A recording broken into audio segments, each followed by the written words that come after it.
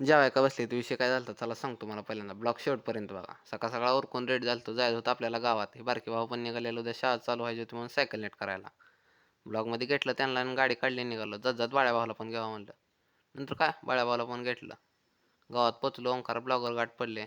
सुजित भावला आणि शुभमला भावाला काहीतरी बोलत उभं राहिले होते. तर प्रज्वल भाव आणि किरण भाव आले. त्यांच्या तासभर गप्पा चालूच होत्या. तर बाळ्या भाऊ स्टिंग घेऊन आला. स्टिंग घेऊन आला बाळ्या मग सगळ्यांना दिला स्टिंग आणि सगळेजण स्टिंग प्यायला बसलो. नंतर काय कटिंग करायला जावं म्हटलं. कटिंग करायला बसलो. तर काय ओएस ब्लॉगर बसून दमून गेलं तर मग पाणी प्यायला लागलं. नंतर आपली थोड्या वेळात कटिंग झाली. ह्यांना दोघांना कळलंच नाही कटिंग झालेली. चला म्हणलं ह्यांना तोवर की मोबाईलवर बसलेली. कटिंग तर एकच नंबर झाली. देवळात पोचलो.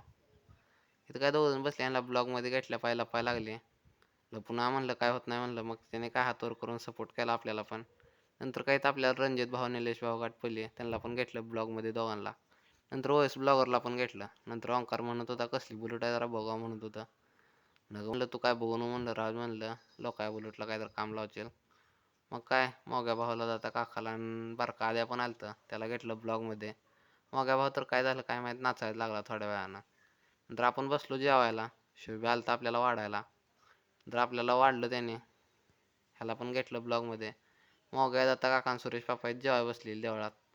मग काय बारक्याला मोबाईल दिलता ह्याला माणसं कडल झाड आलेली पण कळे नव्हते.